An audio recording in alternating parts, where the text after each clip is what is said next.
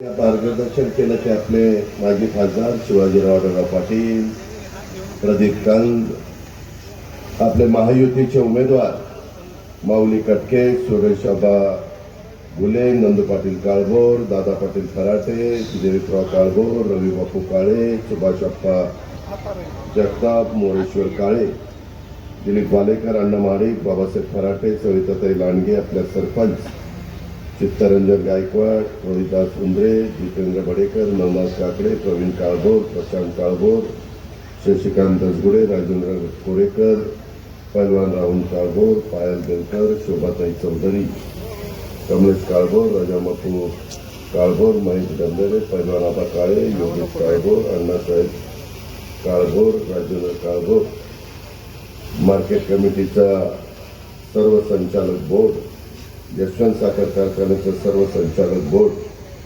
मिलिंद नाना अरगुडे, भरत काळभोर, युवराज काळभोर, सतीश काळभोर, नागेश काळभोर, ज्योती काळभोर, राहुल काळभोर, सीताराम लांडगे, रत्नताई वाळके, गणेश कांबळे, सविता जगताप, बकळाबाई केसकर, सुभाष काळभोर, प्रकाश आरपळे, राजेंद्र जगदाळे, लक्ष्मणराव केसकर, चारुशिला कांचन, सचिन तुपे, गणेश शेलार, दीपक तावाणे, संदीप कुंजीर, संतोष अरगुडे, अमराबा गायकवाड, प्रभाकर जगताप, गणेश जाधव. माझ्या उद्याच्या 20 तारखेला होणाऱ्या विधानसभेच्या निवडणुकीच्या निमित्तानं महाराष्ट्राची सूत्र 5 वर्षाच्या करता कोणाच्या हातामध्ये द्यायची हा निर्णय महाराष्ट्राच्या जनतेला घ्यायचा. त्या निमित्तानं इथं उपस्थित असणाऱ्या सर्व लोणी काळभोर, वाघवस्ती, पंचक्रोशीतील जमलेले माझे मतदार बंधू भगिनी, सर्व माझ्या मायमाऊली, आमचे तरुण सहकारी, पत्रकार मित्र आणि बंधू भगिनींनो, महाराष्ट्राच्या विधानसभा निवडणुकीचं वातावरण तापायला सुरुवात झाली आहे आणि ज्यावेळी एकाच टप्प्यामध्ये तुमच्या माझ्या महाराष्ट्रातल्या निवडणुका होतात त्यामुळं आम्ही सर्व महायुतीचे नेते मंडळी विविध मतदारसंघामध्ये जाऊन महायुतीचा प्रचार करतो. हे सर्व झालं, मलाही वाळव्याला जायचंय, त्याच्यानंतर फलटणला जायचंय, त्याच्यानंतर अजून एका ठिकाणी जायचंय. तुम्ही पाहिलं असेल की महायुतीच्या वतीनं जनतेच्या मनातले कामाचे चांगले तगडे उमेदवार देण्याचा प्रयत्न आम्ही केला. पण माझा असा दावा नाही की ते उमेदवार दिले म्हणजे इतर ज्यांना थांबावं लागलं ते काही तगडे नव्हते, ते देखील तेवढ्याच ताकदीचे होते. पण जागा एक असते. माझा हा शिरूर हवेली विधानसभा मतदारसंघ तिकडच्या नाही वाटतं आम्हाला उमेदवारी मिळावी, त्याही तालुक्यातल्या वाटतं उमेदवारी मिळावी. 2029ला सगळ्या मतदारसंघाची पुन्हा फेररचना होणार आहे. पुढच्या निवडणुकीच्या निमित्तानं आणखीन काही मतदारसंघामध्ये बदल होणार आहे. मतदारसंघामध्ये अनेकांची चांगली कामं आहेत, चांगला संपर्क आहे. शेवटी ती जागा महायुतीमध्ये कोणत्या पक्षाला जाते ते पण महत्वाचं असतं आणि त्याच्यातनं उमेदवार दिला जातो. महायुतीमध्ये उत्तम प्रकारचा समन्वय ठेवण्याचं काम एकनाथराव शिंदे, देवेंद्रजी आणि मी आणि आमच्या सगळ्या घटक पक्षांनी केलेलं आहे. त्याच्यामध्ये सर्व गोष्टी योग्य प्रकारे हाताळण्याच्या मध्ये देखील आम्ही काम करतोय. मागच्या लोकसभेच्या निवडणुकीच्या निमित्तानं ज्या त्रुटी आम्ही राहिल्या होत्या त्या सुधारण्याचा देखील प्रयत्न करतोय.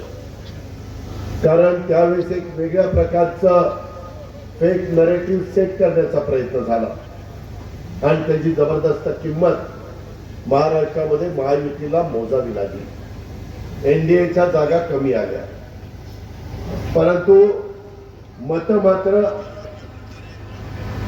5% कमी एवढ्याच दोघांच्या मतामध्ये फरक होता. पण त्याचा परिणाम मात्र फार दुर्गमी झाला. आज मी तुमच्या सगळ्यांच्या समोर येत असताना माझ्या आधीच्या अनेक वक्त्यांची भाषणं तुम्ही त्या ठिकाणी ऐकली. कोण उमेदवार द्यावा, कसा उमेदवार असावा हे त्या युतीचं आणि त्या पक्षाचं हे त्यांचं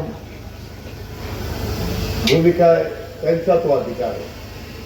पण एकंदरीत हा माझा हवेली तालुक्यात ज्याचा उल्लेख मला वाटतं प्रदीप का कोणी केला, स्वर्गीय अण्णासाहेब मगर असताना एक जबरदस्त नेतृत्व त्या माझ्या हवेली तालुक्याला होतं.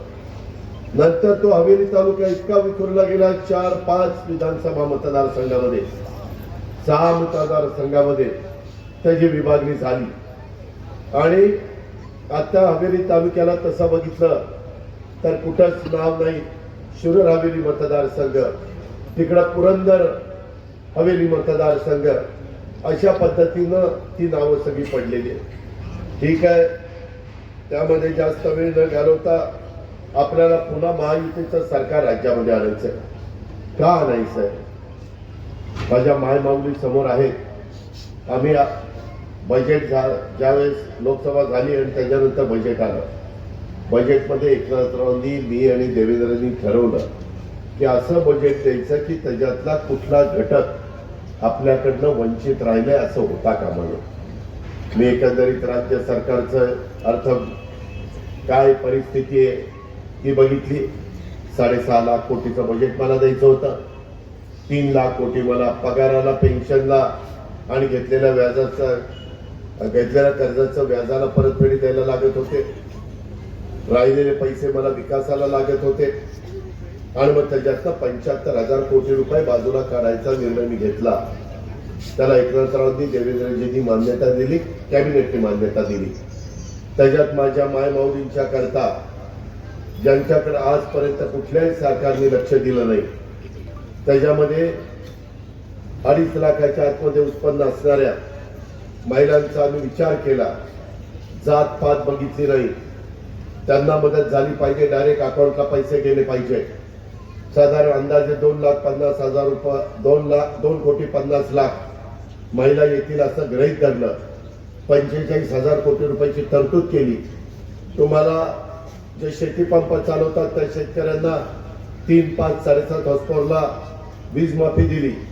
त्याचा भार महावितरणात देण्याकरता तिजोरी 15,000 कोटीचा आला. 45 आणि 15 60,000 कोटी झाले. 6,000, 8,000, 10,000 जे काही माझी मुलं मुली महाराष्ट्रातली शिकली, 12वी झाली, डिप्लोमा झाली, डिग्री घेतली, पण त्यांना अजून कुठलं तरी प्रशिक्षण देण्याची गरज आहे. त्याकरता आम्ही त्यांना 6 महिन्याचे कोर्स त्यांना पाहिजे तिथं घ्यावेत आणि 6,000, 8,000, 10,000 रुपये त्यांना मानधन द्यावं, अशा पद्धतीचा निर्णय घेतला. का तर त्या मुलीची पाटी कोरी असताना नुसतं ग्रॅज्युएट होऊन कुठे इंटरव्ह्यूला गेले, 12वी होऊन कुठे इंटरव्ह्यूला गेले, तर तो कारखान्याचा मालक म्हणतो, अरे तुला कसलाच अनुभव नाही तर मी तुला कसं लावायचं, माझ्या इथं कसं तू इथं अनुभव घेणार, मला अनुभवी माणूस पाहिजे. म्हणून या मुलांना अनुभव देऊन 6 महिन्याचा कोर्सचं सर्टिफिकेट देऊन त्या पद्धतीनं त्याला उद्या स्वतःच्या पायावर त्या मुलीला उभं करण्याचा त्या महायुतीचा सरकारचा प्रयत्न आहे. त्या कामाच्या करता मला 8,000 कोटी रुपये लागले, म्हणजे 60 आणि 8 68,000 कोटी. 2-3 सिलेंडर माझ्या उज्ज्वला स्कीममध्ये ज्या कुटुंब आहेत त्यांना द्यायचा निर्णय घेतला, त्याला साधारण 2-2.5 कोटी रुपये लागले, म्हणजे 68 आणि 2 70. आणि त्याच्यात मुलींना अर्धी फी भरावी लागायची. पुढचं शिक्षण होताना आई वडिलांकडे पैसे नसायचे, म्हणून कॉलेजच्या शिक्षणाच्या करता त्यांना पूर्ण फ्री केलं. त्याला साधारण 2,5-3 हजार कोटी रुपये. आणि काही पैसे दुधाला जो दर दिला तो आता 7 रुपये अनुदान देतो, त्याच्याकरता काही पैसे लागले. या सगळ्याची बेरीज केल्यानंतर 75,000 कोटी रुपये झाले. मायमाऊलींनो, यांनी कोर्टात गेले आणि माझ्या बहिणींची योजना बंद करण्याचा प्रयत्न केला. कोर्टातनं नाही त्यांना टिकलं तर म्हणजे आमचं सरकार आल्यानंतर बंद करू. काहींना पीआय करायला सांगितलं, अरे बाबा तुमच्या का पोटात दुखतंय, आम्ही जर गोरगरीब महिलांना एक आधार देतोय, एक भाऊबीज देतोय, एक रक्षाबंधनाची ओवाळणी देतोय, तर यांना वाईट वाटायचं काय कारण होतं? पण त्यांनी तशा प्रकारचे उद्योग केले. आता माझ्या मायमाऊलींना निर्णय घ्यायचा आहे की आपल्याला, माझ्या शेतकऱ्यांना निर्णय घ्यायचा की पुढं 5 वर्षाच्या करता या सगळ्या योजना चालू ठेवायच्या असतील तर महायुतीचं सरकार आलं पाहिजे. घड्याळ, तिथं कमळ आणि धनुष्यबाण ह्या 3 आमच्या पुण्या आहेत महाराष्ट्रामध्ये. इथं आहे ते घड्याळ आहे, शेजारी हडपसरला आहे घड्याळ आहे, अशा दौंडला गेला कमळ आहे. त्याच्या संदर्भामध्ये अशा वेगवेगळ्या ठिकाणी वेगवेगळ्या पुन्हा महाराष्ट्रामध्ये आहे. माझी तुम्हाला विनंती आहे, आता यांनी काय केलं, मी योजना आणली, एकनाथराव देवेंद्रांनी आणली, म्हणाले यांच्याकडे तिजोरीत पैसाच नाही. मग महिलांना म्हणले की तुम्हाला पैसेच मिळणार नाही. मग म्हणले हात चुनावी जुमला. जुलै ऑगस्टचे पैसे दिले की म्हणले घ्या काढून नाहीतर परत घेतील. त्यांच्या काकांनी सांगितलं होतं की भावानी ओवाळणी टाकल्यानंतर बहिणीची पुन्हा ओवाळणी कुणी मागे घेतात, पण काय वाटते ते सांगायचे. पहिल्यांदा सांगून बघितलं योजना बोगस आहे, सांगितलं होणारच नाही, सांगितलं तुमची दिशाभूल केली. योजना जशी तुमच्या मनामध्ये उतरली तसं म्हणायला लागल्यावर काहीतरी आता बदल केला पाहिजे आणि सतत नवीन नवीन नरेटिव्ह त्या ठिकाणी आणण्याचा प्रयत्न केला. आता माहितीये, परवा त्यांची महाविकास आघाडीची तिथं एक मीटिंग झाली. त्यांनी काय करावं, मला म्हणत होते इथं पैसे देता येत नाही, त्याच्यामध्ये राज्य कर्जबाजारी होईल, राज्याची आर्थिक दिवाळीखोरी निघेल. अरे शाळेनो, आता त्यांनी ज्या योजना दिल्या पंचसूत्री, त्याच्यात आमचं 5 लाखाचं विम्याचं संरक्षण आरोग्य विभागाचं त्यांनी 25 लाख केलं. 5 लाखाचं 25 लाख. आम्ही तुम्हाला 1500 रुपये देतो, ते म्हणले आता 3000 रुपये आम्ही देणार. अरे माग कपडा दिला नाही, आता कसं 3000 रुपये देणार. त्याच्यामध्ये आम्हाला तुम्हाला देताना 45,000 कोटी रुपये खर्च येतोय, म्हणजे त्यांना येणार 1 लाख कोटी. त्यामध्ये शेतकऱ्यांचे पुढे चालू ठेवावं लागेल 15,000 कोटी. त्याच्यात म्हणणे आता 3 लाखापर्यंत कर्जमाफी करायची, त्याला लागतात 50,000 कोटी. वेळेत परतफेड करणाऱ्यांना 50,000 रुपये, त्याला लागतात 5,000 कोटी. असं ते 55,000 कोटी. नंतर म्हणले आता सुशिक्षित जी मुलं आहेत त्यांना पण 4,000 रुपये वेतन द्यायचं. 1 कोटी मुलं निघतील सुशिक्षित, त्याला लागतील 40,000 कोटी. बेरीज मारा. त्याच्यामध्ये अजून एक सांगितलं, म्हणले सगळं खरं असलं तरी म्हणले यांनी फक्त मुलींनाच शिक्षण मोफत केलं, आम्ही कॉलेजचं शिक्षण मुलांना मोफत करणार आहे. त्यांनी अजून आकडाच काढला नाही, मुलं कुठं किती येणार आहे, त्यांनी शिक्षणाला किती खर्च जाणार आहे. तो आकडा जाईल 25,000 कोटी. हा सगळा आकडा मी माझ्या ते ऐकल्यावर मी आमच्या रिटायर झालेल्या IAS ऑफिसर माझे फायनान्सचे त्यांना बोलवलं, 2-4 बसवलं आणि म्हणलं माराने बेरी झाला किती लागतात. ते म्हणले 3 लाख कोटी. आपलं बजेट 6.5 लाख कोटी, पगाराला 3.5 लाख कोटी, याला 3 लाख कोटी, आणि मग बाकीचे या योजना 158 कोटी रुपये काय धोक्यात ठेवायचे. आज तुमची लोणी काळभोरची योजना आम्ही 158 कोटीची मंजूर केली, त्याला पैसे नको का? केंद्र सरकार 50% रक्कम देते, राज्य सरकार 50% रक्कम देते. एकदम दिशाभूल, काही करणार नाही. मला आठवतंय 2003 साली काँग्रेसने असंच केलं. जिल्ह्याचं बिल दिलं, शिंदे साहेब मुख्यमंत्री होते आणि विलासराव आल्यानंतर विलासराव म्हणजे आपल्याला नाही भाव परवडत, आता आपल्याला देऊन टाकू. अशा पद्धतीनं माय माऊलींनो, माझ्या बांधवांनो, उद्याच्याला त्यांचं सरकार येण्याचा प्रश्नच नाही. त्यांना ज्यावेळेस कळलं ही योजना महायुतीच्या इतक्या लोकप्रिय झाल्या, त्यांचे तेच बसले, म्हणले अरे आता तर आपल्याकडं सरकार येण्यासारखी परिस्थिती राहिली नाही, मग काय वाटतंय तसं रेटून बोला म्हणले. लोकांना असं वाटलं पाहिजे की आल्यानंतर जरा जास्तीचं मिळतंय. अशा करून ह्या 3 लाख कोटीच्या योजना आणल्या. तुम्हाला निर्णय घ्यायचा आहे. राज्याचा शिवशाहू फुले आंबेडकरांच्या विचारधारेचं राज्य योग्य पद्धतीनं पुढे न्यायचं आहे का आर्थिक शिस्त सगळी बिघडून टाकायची, राज्याचा वाटोळ करायचा आहे, राज्याचा खेळखंडोबा करायचा आहे. त्या बाबतीतला निर्णय उद्याच्या 20 तारखेला घ्यायचा आहे. आमच्या उमेदवाराच्या नावातच माऊली आहे. माऊली आणि तुकारामाबद्दल आपल्या सगळ्यांचं काय भूमिका आहे, आपण वारकरी संप्रदायाला किती मान सन्मान देतो, आमच्या साधू संतांचा विचार आज किती योग्य आहे.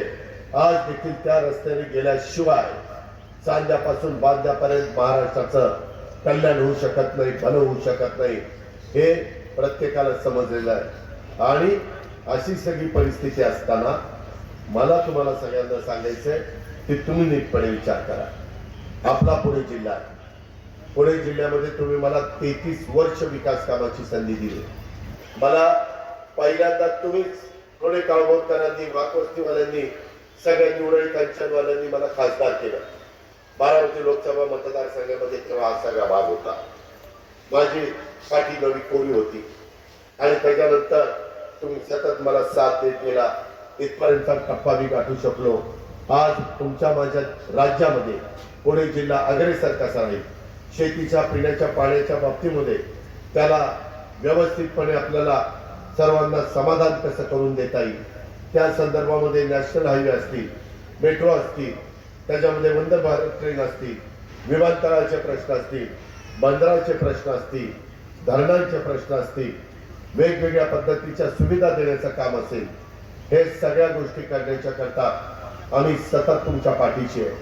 आज 12.5 कोटी रुपयाचं तुमचं डीपीडीसीचं बजेट आहे. त्या बजेटमधनं देखील आम्ही बऱ्यापैकी तुम्हाला मदत करण्याच्या बद्दलचं यशस्वी झालेलो आहे. त्या संदर्भामध्ये PMRD त्याच्याकडनं देखील माझ्या माहितीप्रमाणे मध्ये मला सांगितल्यानंतर तुमचा टोल नाका, शिव हॉस्पिटल, गायकवाड वस्ती, पांडव दंड ते काळभोर, लोणे काळभोर शिव रस्ता हा 5 किलोमीटरचा आहे, 40 फुटाचा आहे. त्याच्याकरता अंदाजे 20-25 कोटी रुपये लागत होते. त्यालाही आम्ही मंजुरी दिली. तेही काम लवकरच पूर्ण होईल. कारण रस्त्याचं दळणवळणाचं साधन उत्तम असल्याशिवाय लोकांचे प्रश्न त्या ठिकाणी सुटत नाही. ते सोडवण्याचं काम आम्ही करतोय. आज आपल्याला मेट्रो आहे, ती आपल्याला पार लोणी काळभोर, वाकवस्ती, हडपसर इथपर्यंतच नाही, ती उरण कांचन पर्यंत न्यायची, तिकडं वाघोली पर्यंत न्यायची, इकडं सासवड पर्यंत न्यायची, तिकडं निगडी पर्यंत न्यायची, इकडं कात्रज पर्यंत न्यायची, तिकडं चांदणी चौकाच्या पुढे पर्यंत न्यायची. हे आमचं धोरण आहे. त्याच्याकरता केंद्र सरकार तुमच्या विचाराचं पाहिजे आहे. आमच्या विचाराचं मोदी साहेब तिसऱ्यांदा पंतप्रधान झाले, कारण 20% रक्कम ते देणार आहे. विरोधी पक्षाच्या सरकारला ते जमणार नाही. ते म्हणतील आमची तिथं ओळख नाही आणि कसं तिथं जायचं, आम्ही तसं सांगणार नाही. जसं चंद्रबाबू नायडू आणि आपल्या नितीश कुमारांनी बिहार, आंध्र प्रदेशला पैसा आणला, उद्या आम्ही पण मोदी साहेबांना सांगू, अमित शहाना सांगू, नितीन गडकरींना सांगू, शिवराज सिंह चौहानला सांगू, पियुष गोयलला सांगू, जे जे प्रमुख असतील त्यांना सांगू की आम्हाला निधी पाहिजे. आम्ही आमच्या पद्धतीने करतोच, पण आम्हाला वर्ल्ड बँकेचा पैसा पाहिजे, जायकाचा पैसा पाहिजे, 0.5% पैसा पाहिजे. त्या प्रकारे केंद्र सरकारच्या मदतीनं आपण या गोष्टी करू शकतो.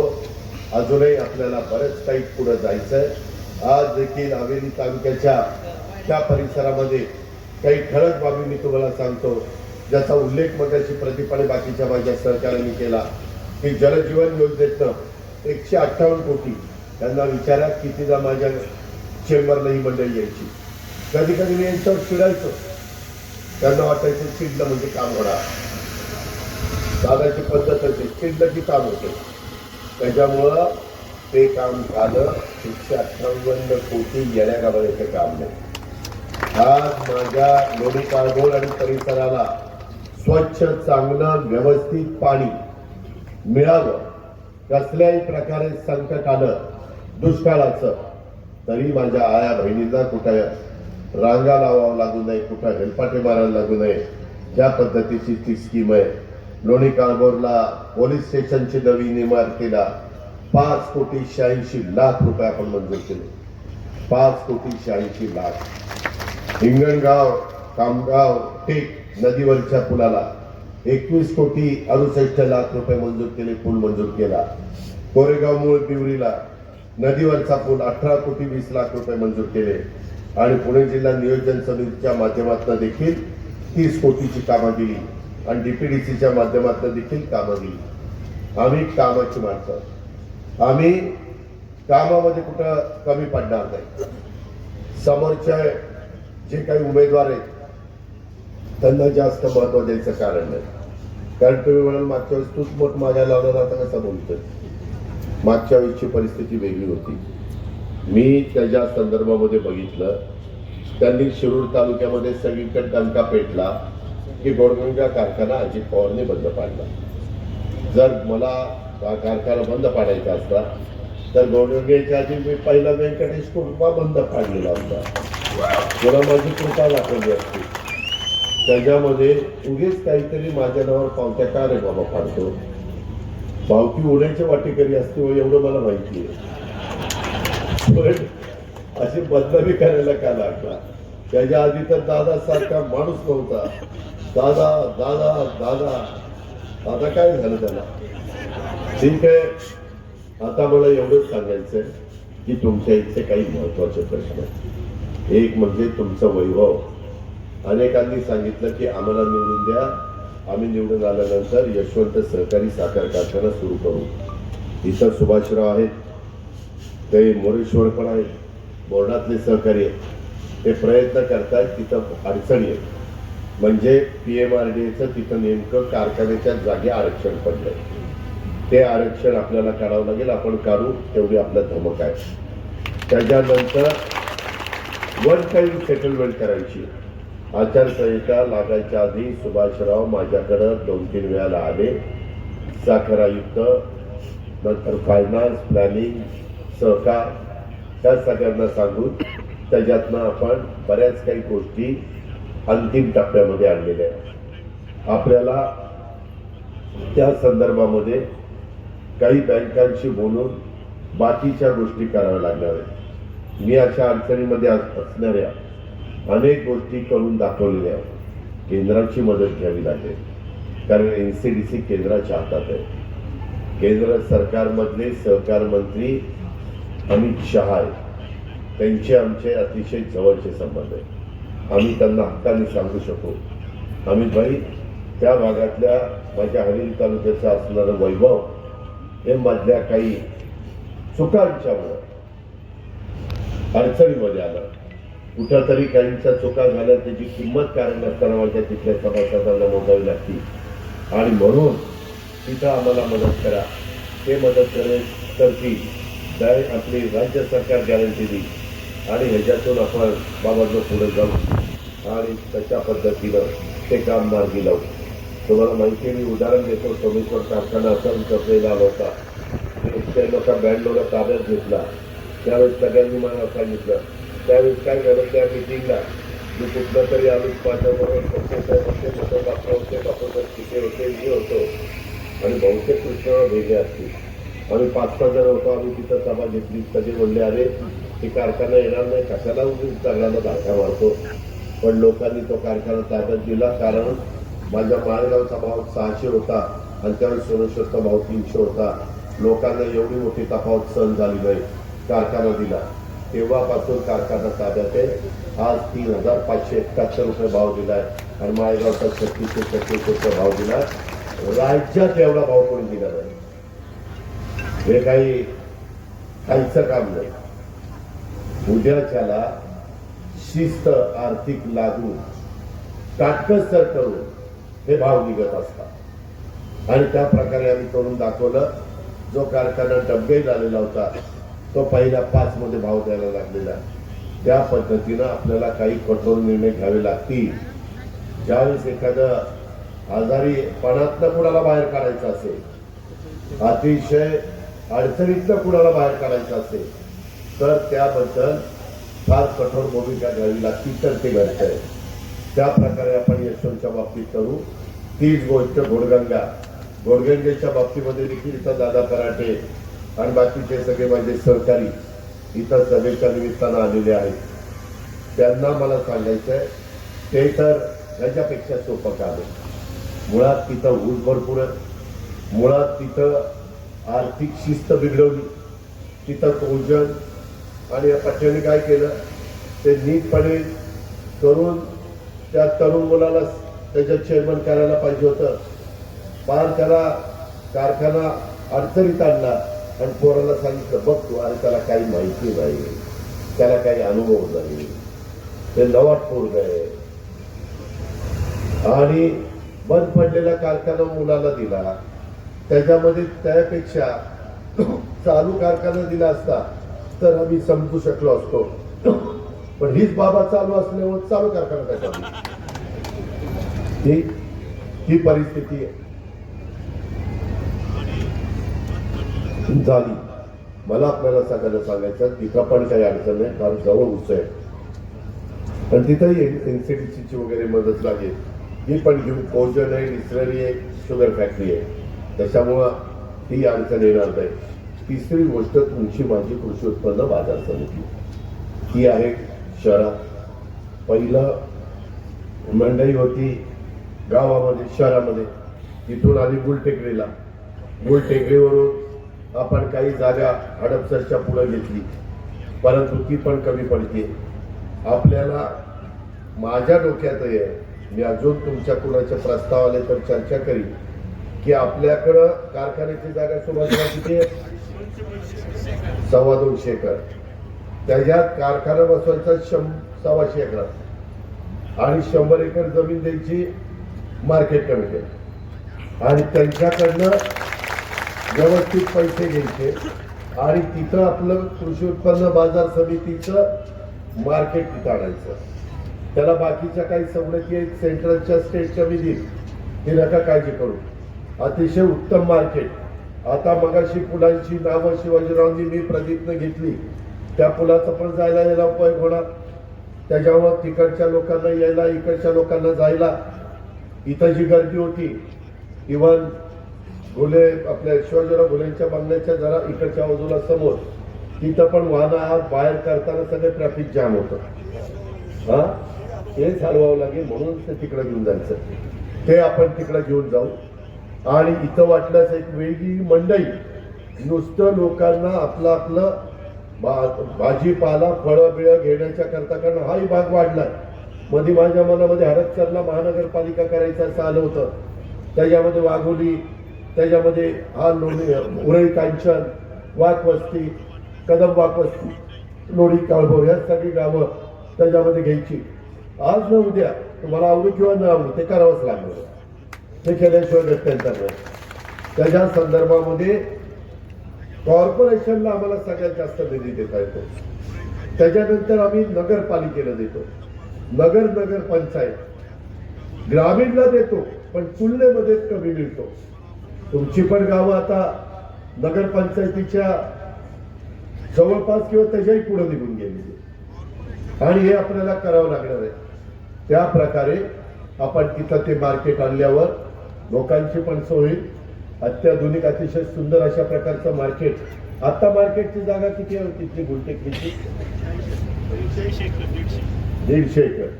परंतु इथं थोडस वेगळ्या पद्धतीनं, पूर्वी आपण पैठे बांधायचो, आता ग्राउंड प्लस जास्त वाढतो. वरच्या बाजूला व्यापाऱ्यांचे गाळे काढता येईल, खाली त्यांचा विक्रीचं ठेवता येईल. आपण करू. खूप आता नवीन टेक्नॉलॉजी आली, नवीन आर्किटेक्ट आलेले आणि ह्या पद्धतीनं कारखाना पण 125च्या ऐवजी 100 एकरामध्ये पण करता येईल. काही जण अलीकडे 50 एकरात कारखाना करतात, परंतु 50 फारच कमी होईल. त्याच्यात मिनिमम जेवढी जमीन लागती तेवढी जमीन आपण ठेवू आणि बाकीच्या आपल्या मार्केट कमिटीला देऊ. या पद्धतीनं घोडगंगा, माझा यशवंत आणि माझा मार्केट, या तिन्ही गोष्टी आपण मार्गी लावू शकतो आणि ते आपण मार्गी लावू. त्याबद्दल तुम्हाला एक काम करावं लागेल. तुम्ही इथं महायुतीचे उमेदवार तुमच्या भागात जिथं जिथं असतील त्यांची बटणं दाबा. मी तुमची प्रश्न मार्गी लावतो. प्रस्तावित रिंग रोड लवकर कार्यान्वित होण्याच्या बद्दल मध्ये जरा आचारसंहितेमुळे टेंडरला डिले झाला. आता टेंडर फायनलवर आहे, वर्क ऑर्डर द्यायचा चालू आहे. त्याच्यामुळं पुढे पिंपरी चिंचवडला जो मोठा रिंग रोड मी अनेक वर्ष प्रयत्न करतो. पूर्वी तर 10,000 कोटीचा झाला असता, आता गेला तो 40,000 कोटी. 20,000 बांधकामाचा खर्च, 20,000पेक्षा जास्त जमिनीचा मोबदला शेतकऱ्यांना द्यायला लागला. तो खर्च त्याचबरोबर हडपसर ते उरळी कांचन तसेच पूर्व भागात आपल्याला पुढे आपण बसूया, ठरवूया कशी ती महानगरपालिका असावी आणि त्या प्रकारे त्याही बद्दलचा निर्णय चर्चेत ना तुमचा विरोध असेल आपली मागा, आपली काही घाई नाही, तुमची संमती असेल आपण पुढे जाऊ. आपण त्याच्यामध्ये आणखी काही तुमच्या उपयुक्त सूचना असतील तर त्याचंही मी स्वागत करेन. त्याच्यामध्ये केंद्र शासनाकडनं प्रस्तावित हडपसर ते यवत आणि वाघोली ते शिक्रापूर इथं इलेव्हेटेड पूल आपल्याला करायचा. त्याचा डिझाईन L&T न नितीन गडकरी साहेबांनी मला दाखवलं, शिवजराव तुम्ही पण मध्ये बघितलं, अतिशय उत्तम पद्धतीचं ते एलिव्हेटेड पूल आहे. म्हणजे खाली रस्ता, परत ब्रिज, परत त्याच्यावर ब्रिज आणि त्याच्यावर मग मेट्रो, असं ते डिझाईन आहे. काही काही भागामध्ये देशामध्ये अशा प्रकारे जागेची कमतरता असलेल्या ठिकाणी या गोष्टी केलेल्या आहेत. म्हणजे तिथनं ज्याला खालच्या रोडने जायचं आजूबाजूला तो जाईल, ज्याला वरनं जायचंय तो डायरेक्ट तिथनं सुटेल आणि एकदम त्या हडपसरवरून उरळी कांचनला उतरेल. आणि इकडं त्या बाबतीमध्ये आपला हडपसरवरून यवतला उतरेल, चुकून उरळी कांचन म्हणलं, आणि वाघोलीवरून शिक्रापूरला त्या ठिकाणी उतरेल. म्हणजे मधले सगळे उरळी कांचनला पण वळताना इकडे जाताना जे प्रश्न येतात, कारण आता तरी वाहनं कमी आहे, दिवसेंदिवस वाहनं वाढणार आहेत. आता तर वाहनं इलेक्ट्रिकवर येत आहे, लोकांचं राहणीमान बदलत आहे. कुणाच्याही दारात एखादी तर गाडी असतीच, पण 2-2, 3-3 गाड्या असणारी पण मालकं झाली. त्याच्यामुळं आपल्याला उद्याची 25-50 वर्ष डोळ्यासमोर ठेवून हे करावं लागेल. तुम्ही म्हणून एवढा पैसा कुठून आणला? केंद्र सरकार आपल्याबरोबर, नॅशनल हायवे, केंद्राकडे लाखो कोटी रुपये असतात आणि त्याच्यातून या योजना आपल्याला करायच्या आहेत. त्यामध्ये जेणेकरून सोलापूर रोड, पुणे नगर रोड, ह्या वाहतूक कोंडीचा प्रश्न जो प्रचंड भेडसावतोय तोही निकाली निघेल. आणि पुणे स्वारगेट ते उरळी कांचन नवीन मेट्रो प्रकल्प, आम्ही स्वारगेटला तर त्या दिवशी उद्घाटन केलंच, परंतु आता आपल्याला तिथं उरळी कांचन पर्यंत गेलं पाहिजे. ती मेट्रो झाल्यानंतर देखील वाहनाने जा-ये करणारे बरेच कमी होतील. ते डायरेक्ट मेट्रोमध्ये बसतील, जातील, तिकडनं येतील. त्याच्यामुळं पब्लिक सर्व्हिस ट्रान्सपोर्टवर त्याचा खूप चांगला परिणाम होईल. त्या गोष्टीची पण नोंद आपण सगळ्यांनी या निमित्तानं घ्यावी, अशा प्रकारची माझी विनंती आहे. दुसरी गोष्ट, मगाशी मला वाटतं माऊलीने बोलत असताना सांगितलं, तो तुमचा विषय नाही, तो माझ्या शिरूरवाल्यांचा विषय आहे. कमान 72च्या काळामध्ये कॅनॉल झाला, सगळा कॅनॉल पाजारतोय, त्याला लाईनिंग करायचंय. लाईनिंग केल्यानंतर टेलला पाणी एकदम झटपट येणार, कुणाला काही त्रास होण्याचं कारण नाही. पाण्याची बचत होणार, पाण्याच्या पाया वाढणार, शेतकऱ्यांना त्याच्यात मदत होणार. ते जसं चासकामांचं आता आम्ही ठरवलंच आहे, इथनं पुढं कॅनॉल नाही, बंद पाईपलाईन. परंतु आहे त्या कॅनॉलला बंद पाईपलाईन टाकायचा खर्च करण्याच्या पेक्षा लाईनिंगचा खर्च करू आणि त्याच्यातलं काही बचत करून ते काम पूर्णत्वाला नेऊ. तीच गोष्ट आपल्या खडकवासल्यामधनं फुरसुंगीला बोगद्याच्या कामाचं टेंडर अंतिम टप्प्यामध्ये. सगळा खडकवासला ते फुरसुंगी हा कॅनॉल नंतर आम्ही महानगरपालिकेला देऊ. त्याच्याबद्दल टीडार घेऊ, काय घ्यायचं ते करू. आणि रस्ता अतिशय चांगला होईल, जिथं जास्त रुंदी असेल तिथं इतर सुविधा देण्याच्या बद्दलचं काम आपण करू. आणि जो आत्ताच्या रोडवर परिणाम होतो, लोड येतोय, तो लोड देखील आपला कमी होईल. आता मला चिठ्ठी आली, खडकवासला धरणातलं पाणी सोडावं, पिण्याचा पाण्याचा प्रश्न आहे. माझ्या माहितीप्रमाणे 1-2 दिवसामध्ये त्याची मीटिंग मला वाटतं विभागीय आयुक्तांनी लावली. मला आता कालवा सल्लागार समितीची मीटिंग आचारसंहिता असल्यामुळे लावता येत नाही, परंतु प्रशासनाला त्याबद्दलच्या गोष्टी करता येतात. प्रशासन त्याबद्दलचा योग्य निर्णय घेईल, एवढीच खात्री मी तुम्हाला या कामाच्या बद्दल त्या ठिकाणी देऊ इच्छितो. मित्रांनो, इतर वेगवेगळ्या पद्धतीच्या अनेक गोष्टी आहेत. काहींनी सांगितलं की दादा यशवंत कारखाना चालू करा, रिंग रोडची अंमलबजावणी करा, ते सांगितलं. स्थानिक शेतकरी वर्गाच्या शेतीमालाला हमी भाव द्या. मी आपल्याला सांगतो, मागे आम्हाला कांद्याच्या बाबतीमध्ये शिवाजीराव आढळराव पाटील आणि मी आणि इतर उमेदवारांना त्याची जबरदस्त किंमत मोजावी लागली. निर्यात बंदी होती, आम्हाला ती उठवता येत नव्हती कारण आचारसंहिता होती. त्याचा फटका आमचा अमित शहाच्या बरोबर चर्चा झालेली आहे. आपले केंद्र सरकारशी संबंधित असणारे आयात निर्यातीचे प्रश्न आणि आधारभूत किमतीच्या संदर्भातले प्रश्न, हमी भावाचे प्रश्न, याबद्दल सर्व प्रकारे सहकार्य. काल पंतप्रधानांची पण धुळेला नाशिकला मिटिंग झाली, तिथं पण मला वाटतं 12,000चे 15,000 रुपये त्यांनी त्या ठिकाणी केले. त्या प्रकारे माझा शेतकरी, आम्ही शेतकऱ्याला 0% व्याजाने कर्ज पुरवठा करतोय. PDCC बँक तुमची उत्तम चाललेली आहे, तिथं कुठेही आम्ही अडचण येऊन देत नाहीये. वेगवेगळ्या पद्धतीनं वेगवेगळे जे आमचे आरटी, बार्टी, मारटी, कार्टी, महाज्योती, सारथी, अमृत ह्या ज्या काही आपण संस्था काढल्या, त्याच्यातनं पण आम्ही मुलामुलींना स्वतःच्या पायावर उभं राहण्याच्या करता लोन देतोय. 5 वर्षाचं व्याज सरकार भरत आहे.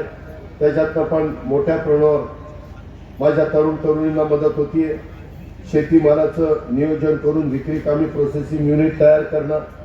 आपण मार्केट इकडं आल्यानंतर त्या प्रोसेसिंग युनिटच्या बद्दल पण केंद्र सरकारचं पण त्याच्यात धोरण आहे आणि राज्य सरकार पण त्याला मदत करेल. मी आता काही माझ्या सहकाऱ्यांना माहिती असेल, बारामतीमध्ये 42 कोटीचा एक प्रकल्प त्या ठिकाणी केला. परवाच मी त्याचं उद्घाटन केलं. हे करता येतं. पुण्यात तर मी जास्त कोटीचा त्याचा मदत त्या ठिकाणी तुम्हाला करीन. नवीन रोजगार उपलब्ध करून नवीन पिढीला रोजगाराची संधी, मोठे मोठे उद्योग हे आपल्या भागामध्ये येण्याच्या दृष्टिकोनातनं आपण उद्योगधंद्यांना पोषक अशा प्रकारचे निर्णय घेतलेले आहेत आणि त्या प्रकारे आपल्याला तिथं मदत होते. आणि म्हणून मित्रांनो, मी आपल्याला सगळ्यांना सांगेन, आम्ही अतिशय चांगल्या पद्धतीनं त्या राज्याचा कारभार पुढे नेण्याचं काम करतोय. आम्ही करून दाखवलेलं आहे. पुढं पण करण्याची धमकडी, ताकद आणि प्रशासनावर पकड ही आम्हा लोकांची आहे. त्याबद्दल आपण निर्मात्र शंका त्या ठिकाणी मनामध्ये बाळगू नका. आणि हे जे काही आता आरोप प्रत्यारोप चाललेत, काही जण काही वेळावाकडे बोलतोय, वास्तविक वेळावाकडे बोलण्याचं काही कारण नाही. काही जण दिशाभूल करतात.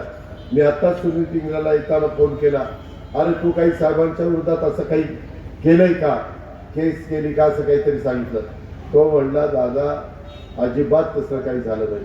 काय होतंय, अलीकडच्या काळामध्ये कारण नसताना काल भुजबळ साहेबांच्या पण एका पुस्तकाच्या वरून सांगितलं असं असं झालं. भुजबळ साहेबांनी लगेच ते नाकारलं. ते म्हणले असं काही झालं नाही. काय होतंय लगेच आम्हाला तुम्हाला सांगता येत नाही. एखादी बातमी आली की मीडिया ती बातमी लावतो, लावल्यानंतर तुम्ही पाहता सोशल मीडियाला बातमी फिरते आणि आम्हाला कळेपर्यंत, आम्ही डिनाय करेपर्यंत फार सगळीकडे पोचते. पुन्हा आम्ही डिनाय केल्यानंतर बातमी ब्रेकिंग न्यूज देताना मोठी देतात आणि हळूच सांगतात हे सगळं झालेलं आहे, पण भुजबळ साहेबांनी ते नाकारलेलं आहे आणि भुजबळ साहेब ज्यांनी त्यांच्यावर केस दाखल करणार आहे. अरे पण ते पण मोठं सांग ना, हे काय असं बारकं सांगतो. त्यामुळं तुम्ही अजून या राहिलेल्या 7-8 दिवसात बऱ्याच अफवा होतील, बऱ्याच काहीतरी फेक नरेटिव्ह सेट केले जातील. आपण विश्वास ठेवू नका. आम्ही तुम्हाला सांगत होतो संविधान बदलणार नाही, संविधान बदलायचा प्रश्न नाही. सूर्यचंद्र आहे तोपर्यंत घटनेचे शिल्पकार डॉक्टर बाबासाहेब आंबेडकरांचं अतिउत्तम संविधान राहणार आहे. एवढं आम्ही सांगतो तरी आमचं ऐकलं नाही. म्हणजे आरक्षण बदललं जाईल संविधान दे. उलट न्यायदेवतेचे डोळे बंद होते, तिचे डोळे बंद उघडले, पट्टी काढून टाकली आणि तिच्या हातात संविधान दिलंय आणि तिला न्याय द्यायला सांगितलं. हे मोदी साहेबांच्या सरकारने केलं. मोदी साहेबांनी पंतप्रधानाचा शपथ घेत असताना राष्ट्रपती भवनात आम्ही सगळे होतो. पहिल्यांदा तिथं गेले, संविधानाच्या तिथं नतमस्तक झाले आणि नंतर शपथ घेतली. एवढा सगळ्यांना संविधानाच्या बद्दल आदर आहे. पण परवा पण त्या राहुल गांधींनी ते लाल संविधान छोटं शॉर्ट मधलं ते दाखवलं. काही पण लोकांना दाखवायचं, काही लोकांना तर कोरीच वाटली. या पद्धतीनं संविधानाचे लोक अपमान करतात. त्यांना मतं मिळवण्याच्या करता कुठला मुद्दा राहिला नाही. त्यामुळं हे असलीकर कुठेतरी दुसरीकडेच लक्ष केंद्रित करायचं आणि मतं मागायची. मी अल्पसंख्याक समाजाला सांगेन, अल्पसंख्याक समाजाला गेल्या 1.5 वर्षामध्ये जेवढे निर्णय घेतले काँग्रेसच्या राजवटीमध्ये पण घेतले नाही. ही गोष्ट ध्यानात घ्या. माझ्या मुस्लिम समाजाच्या करता आम्ही मार्की काढली, का काँग्रेसने काढली नाही? आम्ही दफनभूमीला त्या ठिकाणी निधी देतोय, शादीखान्याला निधी देतोय, त्याच्यामध्ये उर्दू शाळांना निधी देतोय. का नाही मागे दिला? मौलाना आझाद महामंडळाने आम्ही 1000 कोटी रुपये भागभांडवल केलं. का नाही मागच्या लोकांनी केलं? त्याच्यामध्ये गॅरंटी 50 कोटी रुपये होती, सरकारी गॅरंटी 500 कोटी रुपये केली. आज त्या मुला मुलींना कर्ज मिळायला लागलेलं. मध्ये बारामतीमध्ये देखील मुश्ताक अंतुले त्या कॉर्पोरेशनचे प्रमुख आहेत, त्यांनी बऱ्याच कोटींचं चेकचं वाटप केलं. हे आपण करतोय. आज त्याच्यातल्या गरीबातल्या हुशार मुला मुलींना दरवर्षी 75 मुला मुलींना परदेशात पाठवायचंय. त्यांचा खर्च दरवर्षी 40 लाख रुपये प्रत्येक मुलाला आम्ही शिष्यवृत्ती देणार आहे. बाकीच्या समाजाच्या बाबतीत केलं, हा राहिला होता त्यालाही आम्ही केलं. त्यांच्या मदरशांचं 6,000चं अनुदान 16,000 केलं, शिक्षकांचं 8,000चं 18,000 रुपये केलं. अरे या गोष्टी कधी काँग्रेसने केल्या मला सांगा ना. कारण नसताना तुमच्या मनामध्ये भीती निर्माण करतात आणि दिशाभूल करतात. मी तर सगळ्यांना सांगतोय, आम्ही शिवशाहू फुले आंबेडकरांच्या विचारधारेने पुढे चाललो. आम्हाला सगळ्यांना बरोबर घेऊन जायचं, आम्हाला भेदभाव करायचा नाही.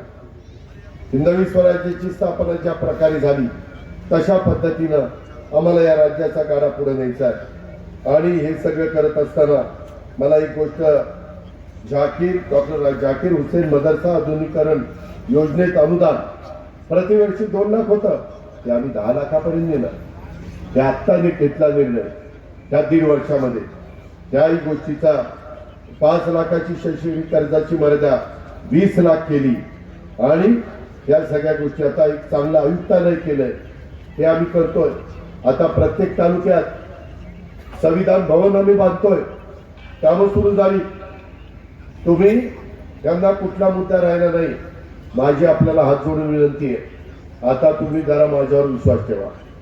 मी आजपर्यंत तुम्हाला नेहमी स्पष्ट आणि खरं सांगत आलेलं आहे. उद्या आपल्याला बराच पल्ला गाठायचा आहे.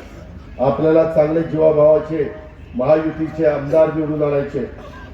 आता इथं माऊली कटकेला आपण घड्याळाच्या चित्राच्या शेजारचं बटन दाबून तिथं विधानसभेमध्ये पाठवा. आम्ही काही अनुभवी दिले, काही नवे दिले, कोरी करकरीत पाठी, काही अनुभवी, काही वडीलधारी.